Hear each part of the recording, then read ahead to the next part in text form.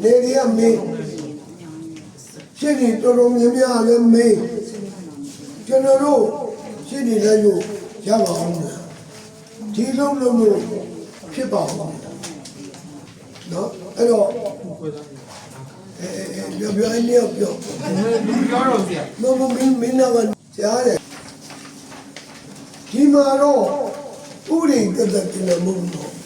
알로 pinja하래 우리 끝까지는 시야 블럭 보들래 시야 블럭 깎들래 가봐 먹기야 자기는 못 되지니 진짜 미주블래 고 띠드미야 나는 데미야 쉐어링도 다 평구비야 다리 그냥 영사하고 에로 부부다 띠나시 헬로가로 제가 띠드미야 피비래 디정네 받으로 저 자네리야 미 디우리네 나치데레 예지 공지네 예 e-secret 너 아니 대야모웨비 공지고 담발래 담마비로တွင်းကုန်ထုတ်ကုန်တနည်းအားဖြင့်အရေးကြီးကုန်ပစ္စည်းဥပဒေနဲ့အရေးရောက်အင်တာဗျူးမိတာအရေးကြီးကုန်ပစ္စည်းဥပဒေမှာအပြတ်တယ်ဒီကနေ့တော့မသိဘူးလားသိကြလားနောက်တစ်ပတ်သင်တာပေါ့နော်သင်ကြရတဲ့ဥပဒေတွေကနေ့တိုင်းတွေ့နေတာမိအောင်သင်မယ်နော်ပြောပြပေးမယ်ဒါလို့ဥပဒေမှန်သမျှပြရပြောပြီးပြီဥပဒေမသိလို့လုံးမိတာမရအဲ့တော့ဘယ်လိုမှမလုပ်ဆရာတို့ရှောက်ပြီးကျဲပါရောက်ကျဲပါစစ်ရှာယူလို့ကျဲမမနဲ့ရှင်းပြပြီးတော့မှရေးနေတာကိုရေးရှာ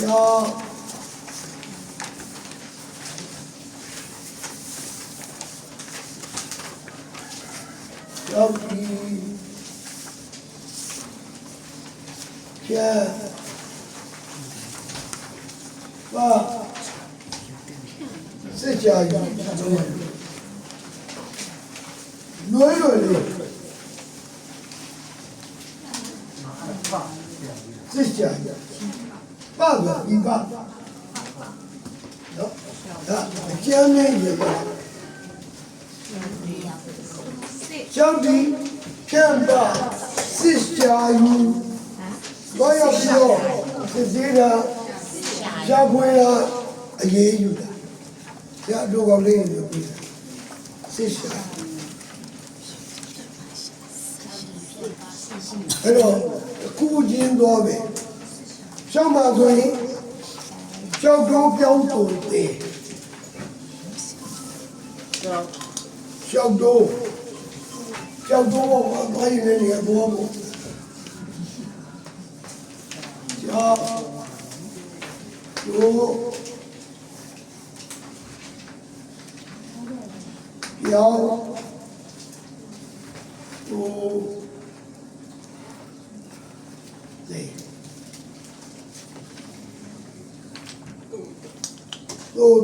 တိုးလောင်းတာ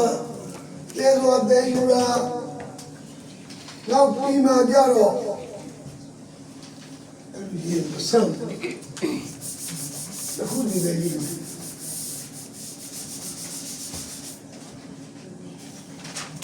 ဒါကြောက်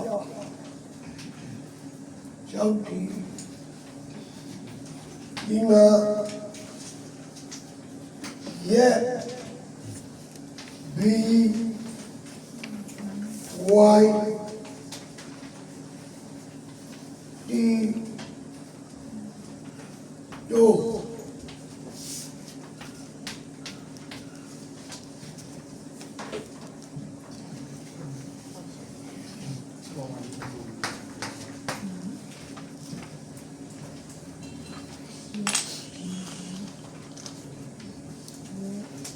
lalu aku si Monday di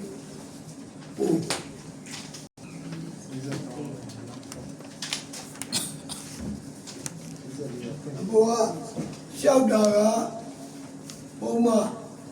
73ကနေစက္ကွန်တိုးတာက78ကနေ24ဘာမှမခဲယူစောက်ထဲမှာပဲမှတ်လိုက်ပေါ့ဘူးပုံအမှတ်သားလေးတစ်ခုနဲ့ပေါ့နော်ဒီလိုခွဲထုတ်လိုက်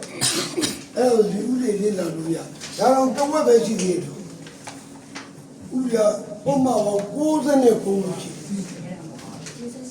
ယ်24နောက်29 30ဒီက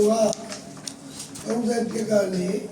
34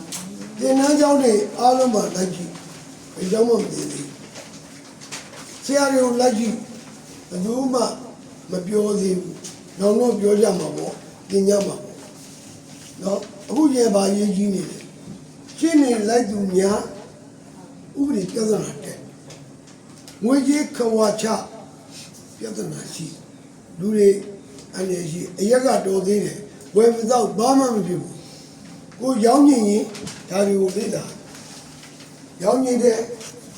အရက်ဆက်ရုံဆောင်းရင်းနဲ့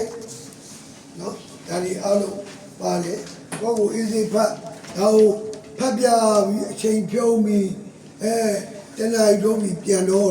မလုပ်ချင်နားလည်အောင်ရှင်းမှာသူ့ရဲ့အဓိပ္ပာယ်သမတ်ချက်တွေရှိဒီဥပဒေကိုဒီမျိုးဥပဒေကိုခေါ်ပြီးမြန်မာလိုရေးတာလူတိုင်းဖတ်တတ်တယ်ဆိုသူမပြောရင်မျိုးဆိုတော့ပါလေအရက်နဲ့ရင်မျိုးအနွယ်ဝင်ပစ္စည်းတွေတော့အရက်ဆိုတာပါလေအယ်ကိုဟောအရက်ဆိုတာအယ်ကိုဟောဘာမှသုံးလဲဒါမှမဟုတ်ရမ်းချက်နော်ရမ်းချက်တဲ့နေရာမှာအယ်ကိုဟောသုံးရနောက်အရက်သမားတွေဘယ်လောက်ဆိုးလဲအရက်ကိုတောချက်အရက်တောချက်ရဆိုတာပေါင်းခံပြီးတော့တစ်စက်ကြလာတဲ့ကြီးကိုအရက်ဖြစ်ချက်တာအဲ့လိုချက်ဖို့အတွက်ကောင်းကြီးကိုပုံလေးကိုထည့်တစ်ဆေးလုံးရွာလူကုန်သိတယ်တစ်ဆေးနော်အဲ့တစ်ဆေးလုံးကိုအဲ့ဒီကောင်းကြီးနဲ့စိန်တာတညလောက်စိန်တပြေးပြေးနဲ့တစ်ဆေးနဲ့ကောင်းကြီးနဲ့တွေ့ပြီးကောင်းကြီးကပွားဆံပြုတ်ပွားတယ်အဲ့ဒီလိုခက်မီကြီးပေါ့သေးတယ်ထားလိုက်အောင်တစ်ဆေးဝါသွားရင်အရက်ဖြစ်သွားတယ်။အဲ့တော့ပေါင်းကန်ကြီးကမီးတောက်ရလို့ ဒီလိုသဘောပေါ်မှာရက်လေးကိုတော့ချလိုက်ဒီနေ့မြင်းနဲ့တိုးလိုက်ပြာလဲလေလေးတော့ပြာလဲလေအပြာရောင်လေးခရမ်းရောင်တော့အဲ့ဒါမိတော့ရက်လို့ခေါ်တယ်ရက်သမားတွေကတောင်ရက်မတိုးတော့ရင်အဲ့ဒါမျိုးရှာတော့နောက်ဆုံးအရက်ဝင်လို့မရဘူးယသနာတက်တော့အခု95လို့92လို့မဟုတ်ဘူးပက်ထရိုဓာတ်ဆီဒီနော်ဟိုရင်တော့ဦးဓာတ်ဆီလို့ရှားပါပါဓာတ်ဆီကမရသလားအဲ့ဒီဓာတ်ဆီဖန်ခွက်လေးထည့်စား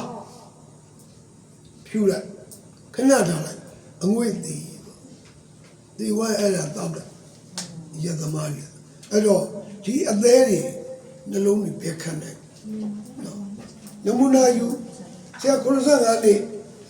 သူဆရာမတဲ့အလေးတော့တစ်တော်မှကျဒီဘက်ကိုတော့ဒီဘက်ကိုတော့18တော့ခဏကကျွတ်သားတွေမပြည့်စည်အသက်ရှည်အောင်ကြိုးစားနေကိုအသက်ရှည်မှကိုလုံးချင်တဲ့လုပ်ပြီးလုံးနေတော့နော်အဲ့တော့အရက်ကိုရှာမရက်ဒီကောင်းခြင်းမဟုတ်အဲ့လိုအရက်အပြင်ကိုမှနိုင်ငံခြားမှာတဲ့အရက်ဆိုတွေ့မှာဆိုင်နေမှာနိုင်ငံခြားဘက်လေးပဲလို့ဘလက်လေးပဲလို့တော့ပါရှိသေးတယ်ဘောကာရှိတယ်ဒီမှာရက်သမားဖတ်ထားတယ်ဒီကနော်ဒီပါလောင်နေမဟုတ်ဘူးအရက်ကိုမာယူပြီးတော့စီနဲ့မာယူပြီးတော့ပလင်းခွန်လို့ပလင်းခွန်လည်းတွတ်တွင်းနေအဲ့ဒါလည်းဥပဒေမှာပါတယ်ပလင်းခွန်လည်းတွတ်တွင်းပြီးနိုင်ငံခြားရက်လို့ရောင်းတယ်တွေးကြည့်ပတ်စံပေးပြီးကိုတက်နေနော်အဲ့တော့ကြာအရင်တောင်ဝန်ထမ်းတော့ဆရာလောက်ကနေသားရီမိဆရာအသက်ရှင်ကျမ်းပါတယ်ဘလို့ဆေးတွေသုံးဆွဲတယ်မအိုးသေးဆိုတာရှိတယ်ဟာဆရာကျွန်တော်တို့ရလိုက်တာဆရာဘယ်မှာဝယ်ရမလဲမအိုးသေးရှိတယ်ဟုတ်လားဆရာရောရက်ပလင်းချဆရာရက်တော့ပြင်မှာပေါ့တည်တယ်လို့မအိုးဘူးတေးမှဒါလိုက်မအိုးသေးတွေ့ကြည့်ကိုခဏကိုရဲ့တက်ကိုရဲ့တော့တော့ပြီးတော့အရက်ကြောင့်မှုကင်းနေထပ်ပြီးပေါ်လာအရက်ကြောင့်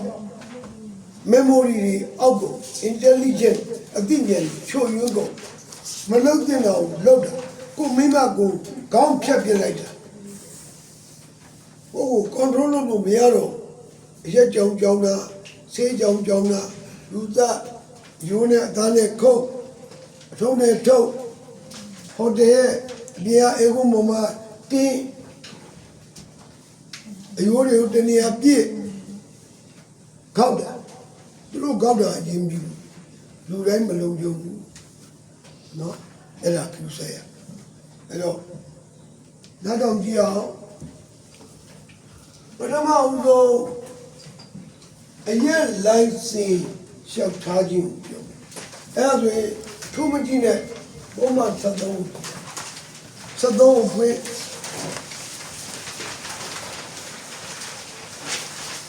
လက်ပြဘုံမင်းနဲ့ကိုင်းလိုက်မှ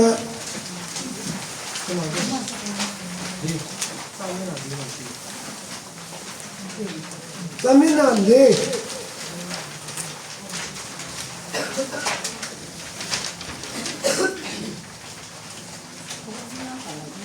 ကျွန်တော်ရကွာကြီးချက်သားလေးခလီကကြီးအခမ်းကရင်မျိုးလန်စင်ရှောက်သားခြင်းခွင့်ပြုခြင်းနဲ့ရင်းပယ်ခြင်းတော့အဲ့မှာရှောက်ဝိုင်းထားလိုက်ခေါင်းစဉ်မှာရှောက်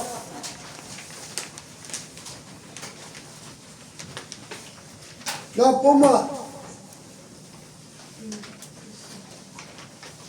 73မှာလေ 73ရဲ့နောက်ပုံမှန်30ပါရင်မျိုးလုပ်ငန်းတရရဲ့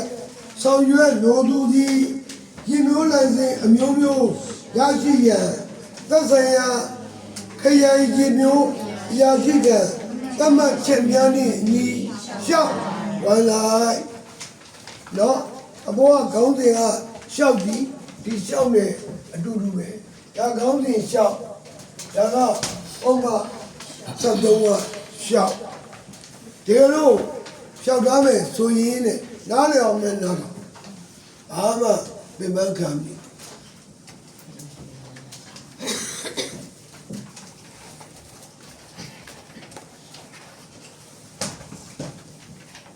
ဘယ်လိုရှိမှရှောက်ရမှာလဲစာဖတ်နေနဲ့ခရိုင်ရင်မျိုးရာရှိ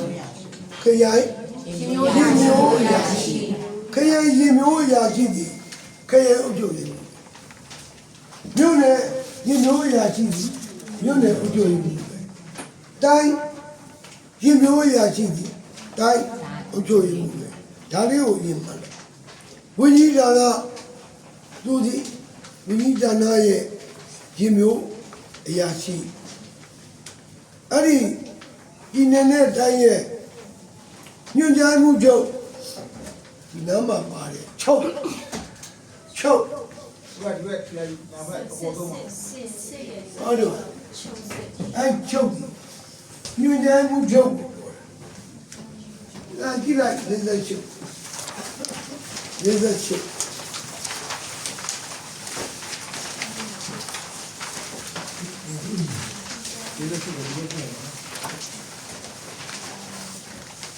တွေ့လားလောလောကူမတ်စာဖတ်နေတယ်ဗမာလူရေးထားတာလူတိုင်းဖတ်တယ်ဒါတော့အမှန်က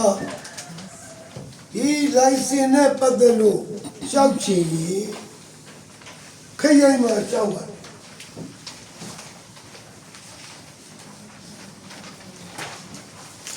ခရိုင်ရင်မျိုးရာရှိကြီးမှာရှောက်တာရယူတာတော့ပိုင်ခွင့်ဟန်စင်နော်ရှောက်တာအဲ့လိုရှောက်တာရင်ခရိုင်က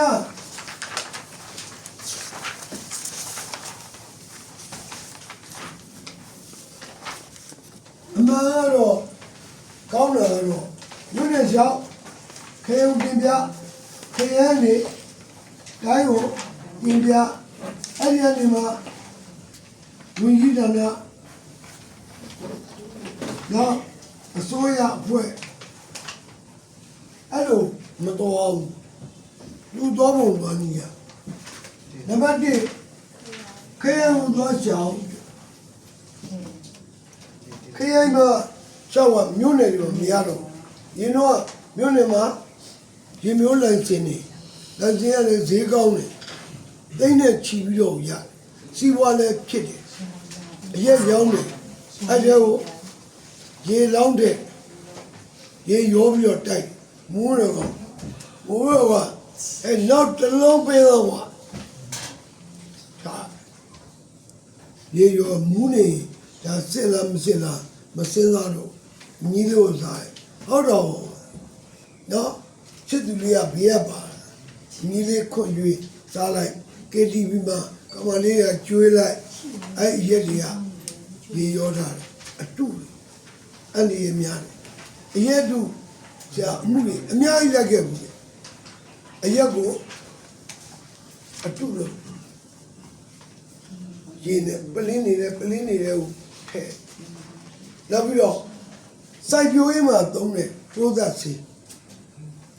နှိပြားလေးနဲ့ဒီပိုးသက်ဆေးကိုနှိပြားလေးနဲ့ယူတော့ဘယ်လိုယူလဲဆိုတော့ခုနအရက်အတူတူစိတ်လည်းလို့ရေဆိုသွားပြီဆိုတော့မှပိုးသက်ဆေးတဲ့ကိုညှစ်လိုက်တော့ဒီပိုးသက်ဆေးကအဲ့တော့မှပလင်းကိုစွတ်တာများမှတော့ခက်လာပဲနည်းနည်းစွတ်တာနေတော့ပေါက်လို့ရတယ်လူရဟုတ်ရတယ်ဒါအခုမှစစ်တယ်မူးတာကအရင်မူးတာမဟုတ်ဘူးဘုဒ္ဓဆေးရမူးတာ လူတွေမသိဘူးတော့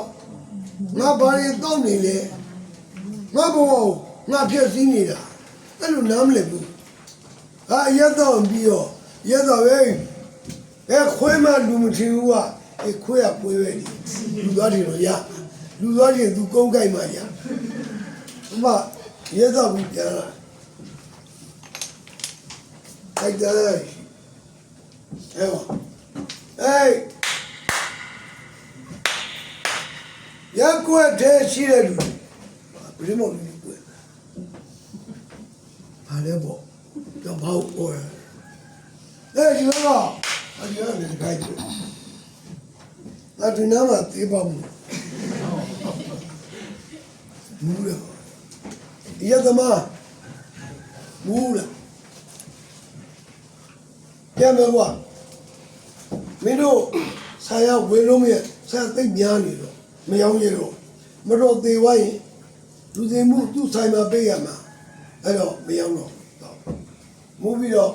ရှေ့တလန်းလျှောက်ပြီးတော့မူးနေတော့တလန်းပြန်လျှောက်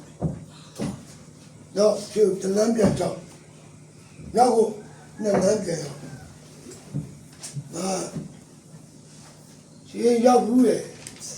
ခုနကထွက်လာရဲ့စားဒါမှလည်းရက်တော့နေတယ်ဖေရဒီဘက်ဆိုပွဲမှာဒါဟိုဘက်ဆိုပွဲချာတခါလိုက်လွတ်သွားတယ်နှစ်ခါလိုက်လွတ်သွားတယ်ဘယ်လိုလွတ်လဲဒီရက်တွေကိုဖောက်တယ်လာပို့လို့အမျက်တင်ပြီးရောင်းတာလာပို့တဲ့ခါကျတော့တော့အဖုံးကိုပြီးပိတ်လာတာကျွန်တော်မြည်လို့မရဘူးရက်ကိုမြည်ပြီးဝင်လို့မရဘူးသူတစ်စိတ်ကိုပဲကြည့်တာရက်တူနော်အခုယတနာတက်ပြီးထိုင်းရင်လည်းရင်မျိုးတွေမှာပါလာပြီနော်ရွာရီအခုနားတော်နေကြတဲ့နေသီးသီးရကလူတွေအားလုံးလည်းအကျုံးဝင်ထိုင်းရင်လီတာ90တော့ရတဲ့တဘူးဒီ1လီတာ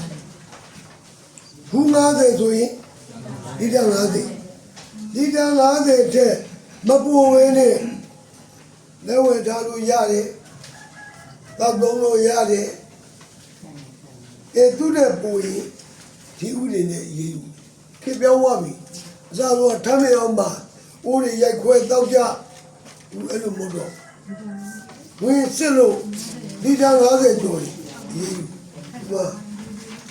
50ကဲမြင်လေးတော့အဲ့လိုကြောက်တိုင်းခရိုင်ကမြို့နယ်ရဲ့မှတ်ချက်ကိုယူရမြို့နယ်ရဲ့မှတ်ချက်ယူပြီးတော့ဘယ်လိုပို့ရမလဲခရိုင်ကတိုင်းကိုတိုင်းကဝင်းကြီးကြတဲ့ပို့နောက်အစိုးရဝယ်သဘောတူညီချက်နဲ့အကြမ်းမြင့်လေးပဲမှစာဖတ်ရင်အကုန်သိတယ်နော်အဲ့တော့ရှောက်ကားလို့ရှိရင်ရစ်မျိုးလိုင်စင်လို့ခေါ်တယ်မျိုးလိုင်စင်ရှောက်ကားလို့ရတယ်နောက်မှရေးပါမရေးနဲ့တို့အဲ့ဒီလိုင်စင်ကိုတက်တန်းတို့လိုင်စင်တက်တန်းဒီနေ့စဉ်ဘန္ဒာရေးနေ့ဒီစဉ်ဘန္ဒာရေးနေ့ကိုသတ်မှတ်တယ်ဘန္ဒာရေးနေ့ဒီလေးလတော့ဘယ်လောက်26ကနေပြီးတော့31ရက်3လ29ဒီအဲ့ဒါကိုဘန္ဒာရေးနေ့လို့ခေါ်တယ်ဘတ်ဂျက်ကြီးရိုးတမန်တနည်းကြတော့ဒီရက်လ26ကနေပြီးတော့31 30ရက်12လ2026ဒီကလန်ဒါကြီးဟာပြက်ကလေးနှစ်လို့ခေါ်တယ်ကလန်ဒါကြီးဟာဒါဘာလို့ပါလဲဘာလို့ပြောဟာဘန္တာရင်းနှစ်ဟောဒီလိုက်စဉ်သက်တမ်းဒီဘန္တာရင်းနှစ်နဲ့အဲ့ဒါရေးကြည့်တာဘာမှလိုက်အမြဲတမ်းဒီနေ့ကနေစမယ်ဒီနေ့မှာဆုံးဘန္တာရင်းနှစ်တစ်နှစ်လိုက်စဉ်သက်တမ်းကုန်သွားရင်သက်တမ်းတိုးဖို့လိုတာပေါ့တိုးရင်လည်းရောင်ကြည့်ဆက်ရှိကနေ20လေးကိုပြီးမှတော့ကိုလန်ကြည့်စာအုပ်ကိုတိုးရင်လည်းခရိုင်ဝင်သွားလို့ခရိုင်ကမြို့နယ်မကျင်းနဲ့တိုင်းကိုတင်းတိုင်းကဝိညာဏတို့ရဖွဲ့ရဲ့သဘောတူညီချက်နဲ့တိုးပေးနိုင်တယ်ဘာမှမဖြစ်ပြောင်းတာမှလုံအကြီးပြောင်းလူနာမည်ပြောင်းနေရာလေးစားပြောင်းရွှေ့ပြီးတော့ဒီမှာနော်လူနာမည်အရက်ကဘယ်အရက်မှာလိုက်စင်းကမျိုးမျိုးခွဲထားတယ်ဒီမှာအသေးစိတ်ပါတယ်ဘာရက်တမျိုးကိုလိုက်စင်းတစ်ခုအဲ့ဒီလိုလျှောက်ထားရင်တိုးရင်လည်းခရင်ကြီးပြမျိုးနယ်မကျက်ယူတိုင်းမိဒါနာအစိုးရဒီမှာဖတ်ချင်းကုန်တယ်သုံးလောက်ပဲဆိုရင်31ကနေပြီးတော့34အထိဒါလေးမှတ်ထားရင်လွယ်လေး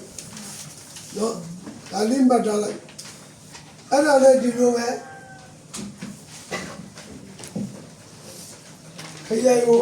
ရှောက်တော့ခေါင်းရည်ကိုရှောက်ခရိုင်ကိုရှောက်လူနေကိုဒါဦးဒီဒီနာ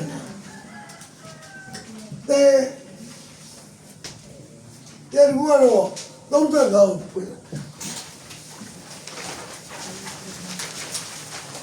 တော့မတင်ဘူးလေကြိုက်ဖတ်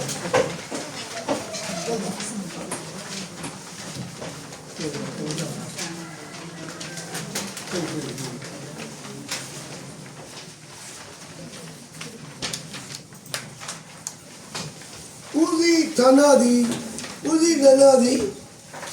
ရင်းမျိုးလိုက်စင်ရ ဒီ ယူ က ရ နေ့ မ ဒီ လို့ လိုနိုင်စင်ရယူရမလို့ပဲ လက်ဝ ဘာ ဲ တော့စီမလို့ဘာတော့ စင်မလို့ စီမလို့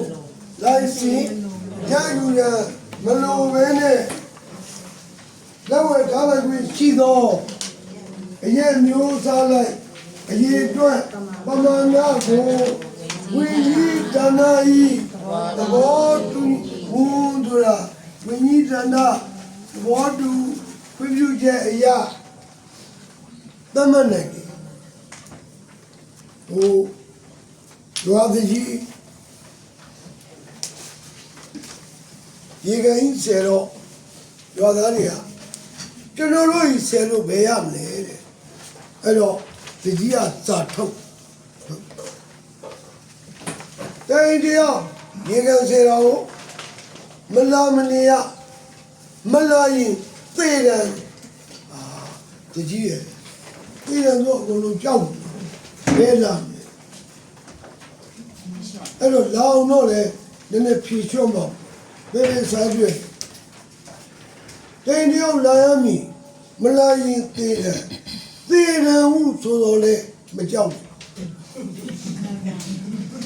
မကြောက်တဲ့ဆိုတော့ဘုရားခရုဆိုင်ပါလေအဲ့လောက်တွေ့ရတိုင်းတရားမလာရင်သေတယ်ဆိုတော့လေမကြောက်နဲ့ဆိုတော့လေမပေါ့နဲ့ ဘူးလေဒီဦးတွေကရဲယူမယ်အေးဝင်ကြီးကဘယ်ဝလဲအဲ့မှာဝင်ကြီးကသဘောတူခွင့်ပြုလိုက်စင်မလို့တဲ့နောက်စီရဲဒီလိုပဲရတနာကြီးတဲ့စုံနေမှနဲ့ဆရာတို့ကတကယ်ကန်ထူတာကိုဗစ်လည်းမိခဲ့တယ်ကိုစစ်လည်းမိခဲ့တယ်သုံးမအောင်လည်းမိတယ်နောက်ပြီးတော့အဲ့လိုမလုပ်ပါလို့ပါ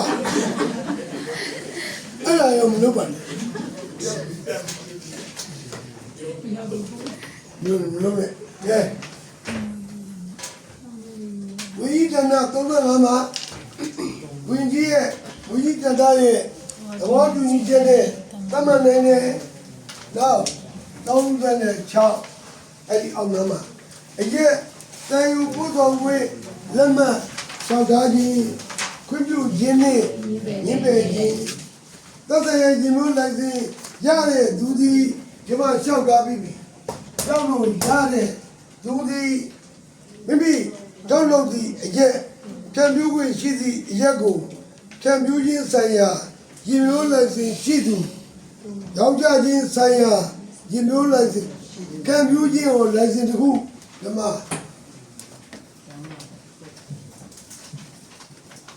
လက်တန်းတို့ပြောင်းဒီမှာပြောင်းလို့ရတယ်အရက်လာစေပြရလာစေဝိုင်းလာစေကြည်တော်လို့ရတယ်သူလည်းလက်တန်းတို့လို့ရတယ်နောက်ထိုင်းအရက်မျိုးမျိုးရှိဒီမှာဖြည်းဖြည်းဖတ်နော်သေယူပို့ဆောင်ရင်ပြုကြည့်နေကိုကရက်လိုက်စေမရှိဘူးဝိညာဏခွင့်ပြုရင်သေယူပို့ဆောင်လို့ရတယ်သေယူပို့ဆောင်တဲ့လူဆိုတာအရက်ရောင်းတာမဟုတ်ဘူးအဲ့ဒီအရက်ကိုလိုင်စင်ရှိတဲ့လူယူတည်ပြီးတော့ပို့ကွန်တိန်နဲ့ပို့မလားဒီ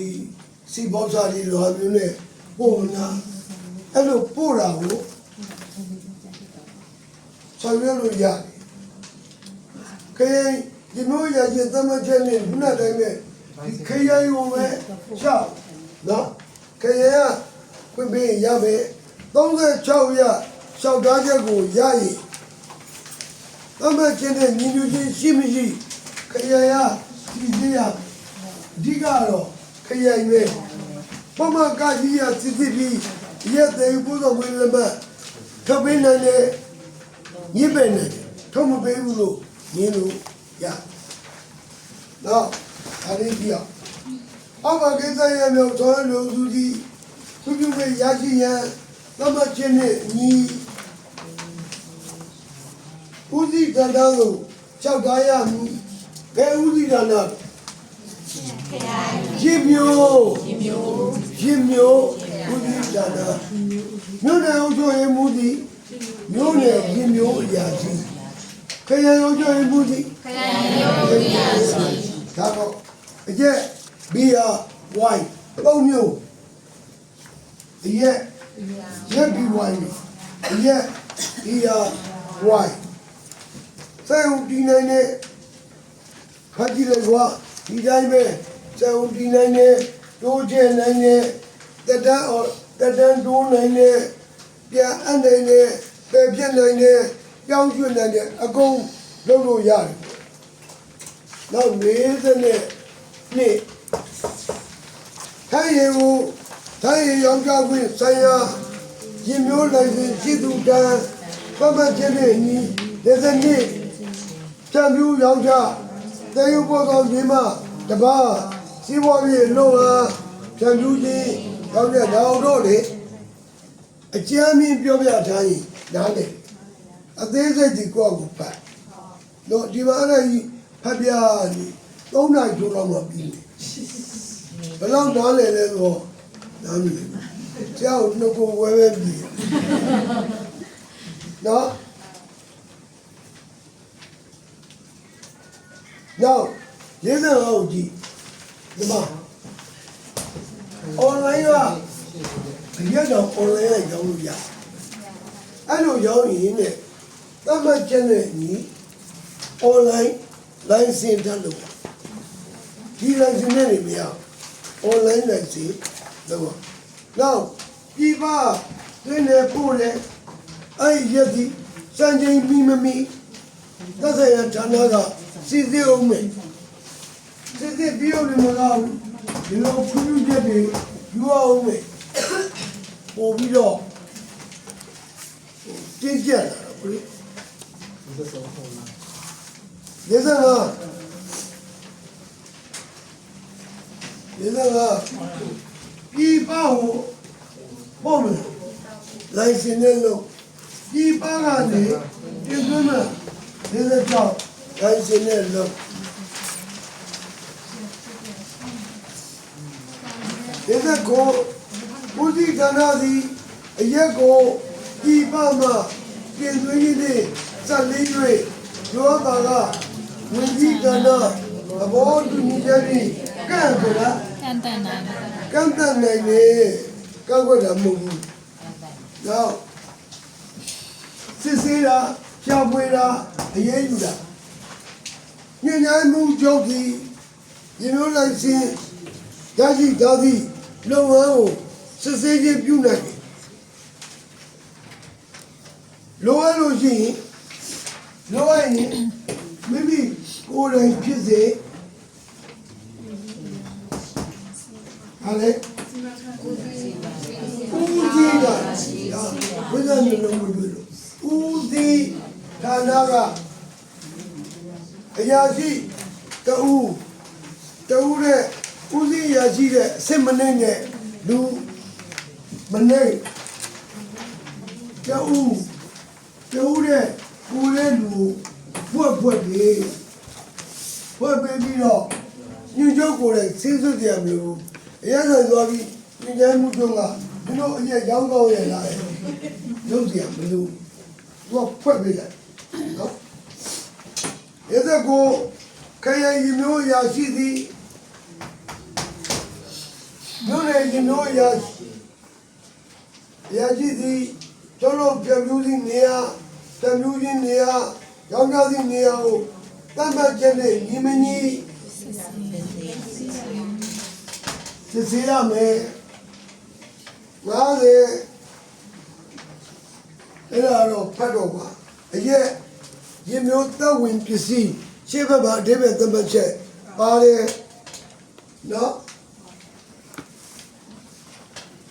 90ဒီကနေ့သတ်မှတ်ချက်တိုင်းမလိုက်နိုင်ရင်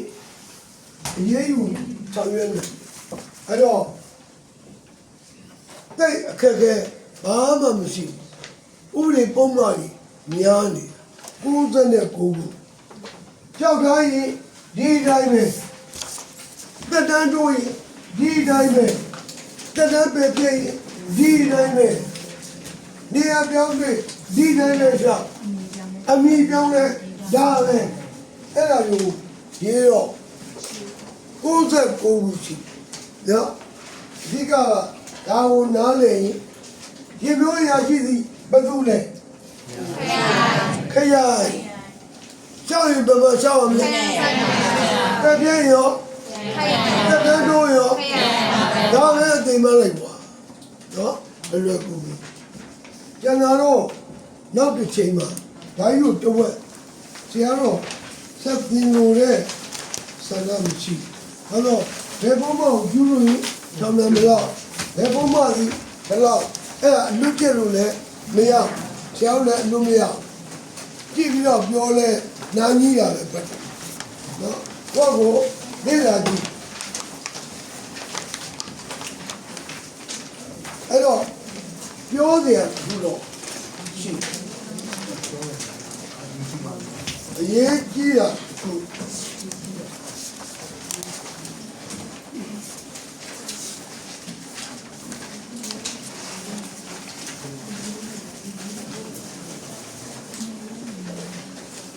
对，不一定很开心的。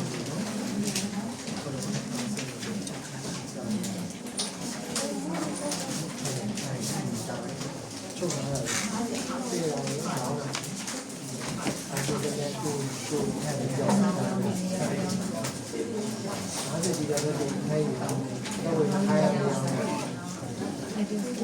တော့ချက်ရှာကြည့်20ကျော်လေးမှခုမှအမျိုးသမီးကအရက်ကြောင်းလို့မရလမ်းစင်ကြည့်တဲ့လူကအမျိုးသမီးကိုခိုင်းလို့မရပုံမှန်ကြည့် ဆက်နှစ်သိမပေါင်းဘူးဆက်နှစ်ပြောင်း 20ပါးနဲ့ ဟုတ်တယ်ဆက်နှစ် စာမျက်နှာ ကံဝါငါးဘက်ကိုရောက်သွား စာမျက်နှာမားနေ မောင်းမောင်းမောင်းမောင်းချုပ်တာ ဒီဘာကပြင်ပြောလိုက်တော့ကွာ မနဲ့မန် လည်းငါကပြင်ကြီးများသေးတယ် ညာပါဦး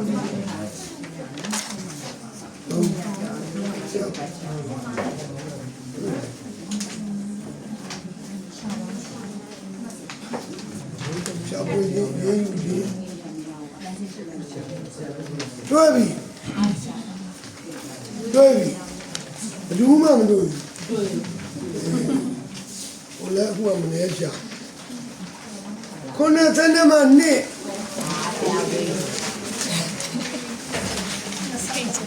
90နှစ်ဒါတော့မှအရေးကြီးတာလေးတွေကြောင်းကြကြီးဆိုင်ရာ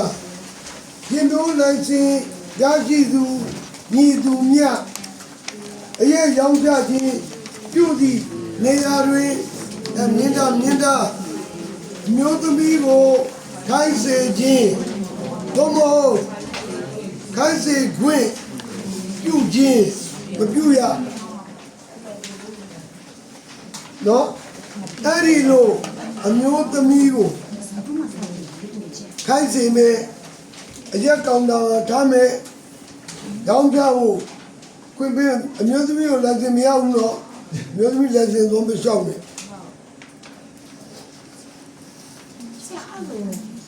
ဒီအားလိုက်နေပါမှာမင်းလေးစပွဲလို့ အရင်တော့လေဘေးချက်လိုက်ဒီနေ့ကမရဘူး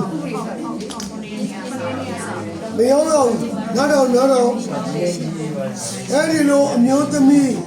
ဘီယာချပေးတာတို့ဘီယာရောင်းတာတို့အရက်ဆိုင်ရခိုင်းစေတာတို့ဆိုရင်ဥပမာ93အောက်ခြေမှာမြင်တာ6လထက်မပိုတော့ထောင်းတဲ့မြင်တာကျက်သိန်း50တဲ့မပူတော့ငွေတဲ့တန်နေရလို့ခယူဆိုင်ပါမန္တကယ်ကကျန်တတ်စီကလို့တိစီကိုရှောက်တယ်အမပြည်တယ်နေပြောလိုက်ဟဲ့ဘာမလုပ်နဲ့ထောင်းတယ်မလားအားလုံးရင်ဘလို့အဲနားတော့လည်းမမဟုတ်အမမသိအခုတော့နားလည်းတော့နော်အဲ့ဒါကိုဆရာကိုဂျာနေရမီးဆရာတဲ့အဲ့လိုဒီဟာတွေကိုမြို့သားတွေလက်ချပြီးတယ်။ကောင်းတာမှလည်းမြို့သမီးတွေကပလင်းလေးကနေနဲ့ပြီးတော့ယောက်ျားတွေကလည်းခက်တယ်။အဲ့လက်ကလေးနဲ့ကင်ပြီးနဲ့ပြီးမှဒီဟာလေးကိုချူတယ်။သူတို့ချူတာ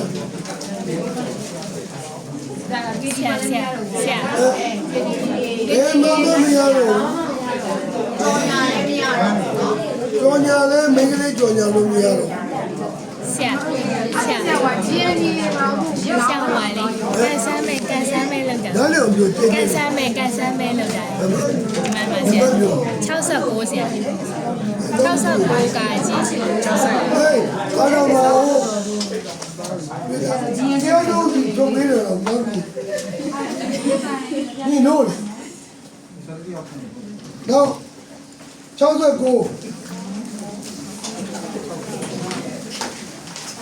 လူမမာပဲနဲ့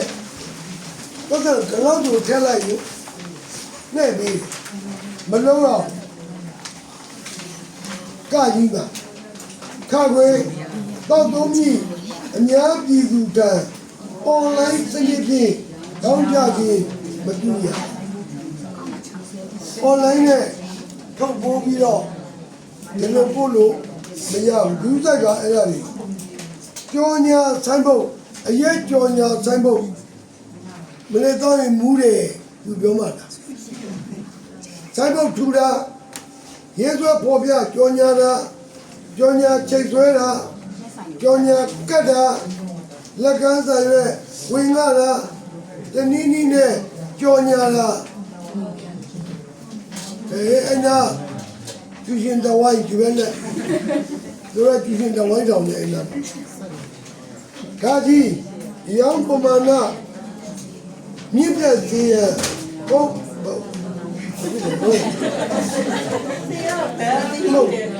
ဘယ်လိုဘာဒီရတော့ရပ်ပြီးရတာပုံမှန်ဈေးနှုန်းအောက်ရောကြ၍နမူနာပေးပြီးတော့ရတော့ကြည့်ငါကန်စားမဲတွေ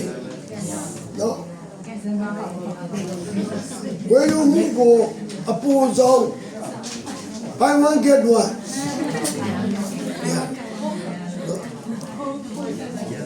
ဘယ်ဝါကဝါကလေးမေစင်ကမာလာိတုံးလို့ယူရင်ဘယ်ဝါကဝါရောင်းရတယ်မလို့ကောင်းတယ်မပင်မလို့ဒီအတွက်ပမာဏတဲ့ပူတဲ့ရက်ကိုလောက်ဝယ်မထားရအိမ်မှာလည်းဒီတော့မဟုတ်ပါဟယ်လိုစာသေးနေတယ်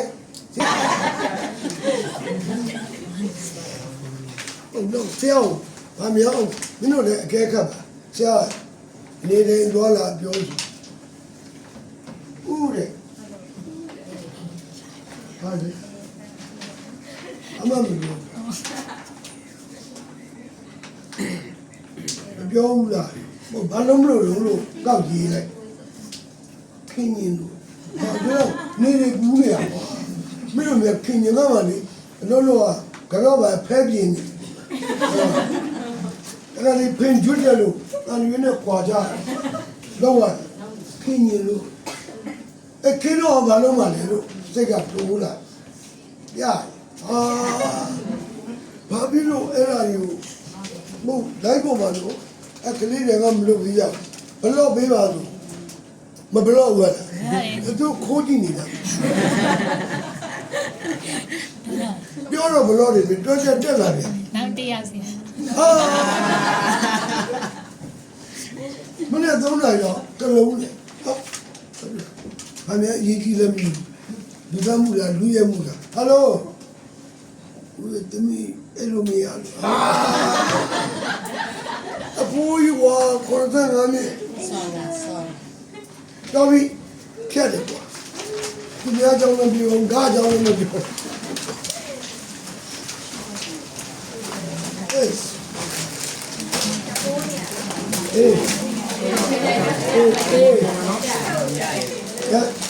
ဟာမရသေးဘူးလေ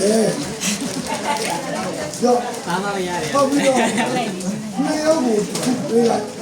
ဟဲ့ရှေ့မပြေးရဟိုနောက်ကစားတယ်အများနဲ့ရှေ့ရည်ပြေးတယ်နေရောကိုဒီဘောဝေးရောဒီနောက်ကဒီရှေ့ရရှေ့ပြေးလိုက်တော့နေရောကိုပြေးလိုက်